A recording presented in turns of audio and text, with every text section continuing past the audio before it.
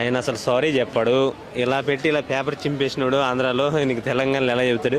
కాకపోతే రెండు రాష్ట్రాలకి పవర్ స్టారే. ఆయన ఫ్యాన్ బేస్ అక్కడ ఎలా ఉంటుందో ఆంధ్రాలో తెలంగాణ కూడా అలాగే ఉంటుంది. కాకపోతే ఆయన్ని గెలికామనుకో మన సీటు కింద మనం బాంబు పెట్టుకున్నట్టే అనమాట. అక్కడ గెలికితే చూశారు కదా, వైఎస్ఆర్సీపీ పార్టీ పునాదులు లేకుండా తీసిపడేశాడు. ఇక్కడ గెలుక్కోవద్దు, ఆయనకు ఒక లెక్క కాదు.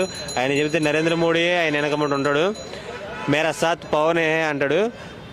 ఆయనతో పెట్టుకోకపోవడం మంచిది. కాకపోతే వాస్తవంగా చెప్పాలంటే పవన్ కళ్యాణ్ గారు అనాలని అనరు. తెలంగాణ రాష్ట్రం మీద ఆయనకి విపరీతమైన ప్రేమ. ఆయన ఇంతకుముందు ఒక ఛానల్లో కూడా చెప్పారు, మామూలుగా ప్రెస్ మీట్లో కూడా చెప్పారు, మీ ఆంధ్రాలో నన్ను ఇలా పట్టించుకోవట్లేదు కానీ తెలంగాణలో అయితే అందరూ పవనన్న చచ్చిపోతున్నా మా అక్కడ పార్టీ పెట్టన్నా అని ఎంతో చేశారు అప్పట్లో. అలాంటి తెలంగాణ మీద అనరు. నేను పాత వీడియోలు కూడా తెలంగాణ ఎంతో పొగిడాడు. రాజకీయం కోసమే చేస్తున్నారు. కాకపోతే రేవంత్ రెడ్డి సార్ ఓని పవన్ కళ్యాణ్ ఇద్దరు సొంత అన్నదమ్ముల కంటే ఎక్కువ ఉంటారు అనమాట. ప్రతి ఒక్క దగ్గర సంభాషణ అక్కడిక్కడ కలుసుడు, మన చిరంజీవిని పక్కన కూకబెట్టి వాటర్ బాటిల్ తాపేయటాలు, ఇవి చూస్తూ ఉంటే నీకు అర్థమవుతుంది ఒక ఫ్యామిలీ బాండింగ్ ఉంటుందని. కాకపోతే దీన్ని కోమటిరెడ్డి వెంకటరెడ్డి గారు ఒక మాట ఆయనే టంగ్ స్లిప్ సంథింగ్ అలా ప్రెస్ మీట్లో వదిలాడు. అది కాంట్రవర్సీ అయింది. కానీ తర్వాత అనుకోని అబ్బా పవన్